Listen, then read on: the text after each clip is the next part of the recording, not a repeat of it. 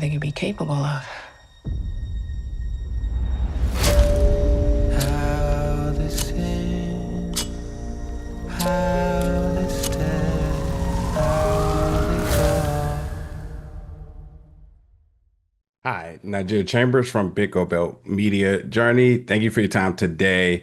I want to talk about something you have talked about recently in a few other interviews, and it is about the physical transformation. As we see, gaining and bulking up about 15 pounds of muscle, which is completely impressive. But what I want to ask, what I don't think you cover, is not only talking about the preparation behind the physical transformation, but the emotional transformation along with that as well too. I'm wondering if you could talk about you as an actor, stepping into the character. When did it all align? When did the physicality, the physical preparation, the mental preparation, when did it all just start to fully make sense for you in terms of the transformation? Great question. I think, part of my process when I'm stepping into a character is research, just like research and pull from every clue that the script gives you and fill in it all, fill in the blanks. Um, and so the physical transformation was a huge part because, again, her being an avoidant, you got to have some sort of outlet, right? So when the outlet, the energy can't be channeled through your work, and it can't be channeled through Burke, it's channeled through her running and her escaping, and she's running from stuff, and she's pouring the frustrations, and the pain and the anger and the rage into her workouts. And I researched like the Marine training. Man, that is no joke. Okay. Um, the workouts that they do are incredibly intense, and having to train under different elements, having to train under crazy heat, right? Carrying 50 pounds on your back and crawling through the desert. I mean, and so you know, I think all of that just into me of like, there's just a muscular presence that she needs to have. And it doesn't need to be overt. It doesn't need to be so obvious, but I need to feel it and I need to know that it exists. Because Journey, I think prior to this, I was like 120 pounds, right? Like, and then Michelle's sitting at 140. And so it's just a different presence. It makes me walk different. It makes me carry myself different. It makes me sit different. Um, yeah, of like knowing, all right, she's been trained. There's certain battles. So I trained with my trainer. We did a lot of boxing. We did a lot of like, all right, she can fight. So, what does that feel like? Um, And physicality for me is a huge part of building a character. Um, you know, your gait, the all that stuff. I don't want people to see it when they're watching it, because then I think it's too obvious. But it is very intentional for me. Thank you so much for that. Thank you. Yeah. Nigeria Chambers again. I'm curious if there's aspects of Michelle from in any of your previous roles, such as like Lovecraft Country or Underground, or did this character completely push you out of your normal territory into like a whole new creative space?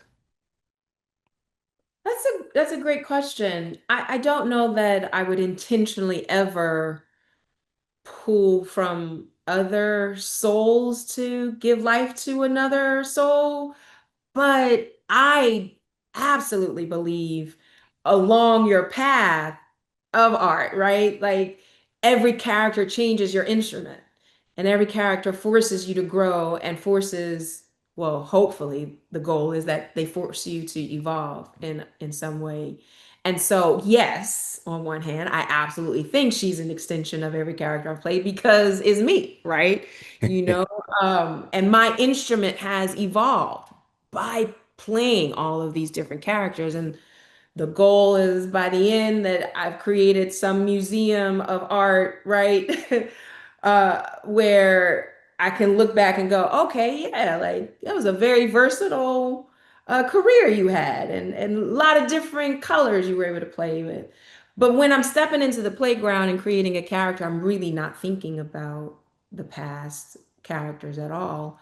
I'm really only focused on her. And so, yes, she absolutely pushed me and made me step outside of my comfort zone and have to access parts of myself that felt dormant in ways. You know, also made me access certain things in my childhood. I had a very beautiful, close, magnetic, and still do, obviously, with my mother. Very incredible relationship with my mom. My mom's a queen, and if any of you ever get to meet her in 2 minutes, you will see, like, oh, yeah, Janet is a phenomenal woman. But my dad's relationship was estranged from the time I was 12 until I was like 26. And so that's interestingly a very similar timeline with Michelle. And there is something that happens to you, if any of us have experienced that, when there's the absence of one of your primary attachment figures. And so it did force me to reconcile that. And while, look, my dad, is no longer with us, and I was able to heal that relationship prior to that, to him passing. And it's very different than Michelle. It's not like some big childhood trauma or anything, but still, a strained relationship is a strained relationship. And so it definitely did force me to kind of unearth a little bit of that and confront that and confront how it informs your intimate relationships, how it informs your attachment patterns. Um, so yeah, she definitely pushed me to the edge of my comfort zone and beyond. Homegirl was like, "You not staying in your comfort zone in order to bring me to life. Like we're pushing you." So yeah, definitely. So much of this conversation today felt as if this role was very therapeutic for you personally. And I think us as the viewers, I think we feel that as well too. Oh, thank you. I mean, the goal is that art can be healing for me and for the folks experiencing it in some way. And that doesn't mean I'm solving anyone's problems, but just posing questions and stimulating things and impacting you enough to make you feel something. So I thank you. I thank you for that. And yes, I do find that I am drawn to certain characters that force me to exercise stuff within myself. We thank you as well.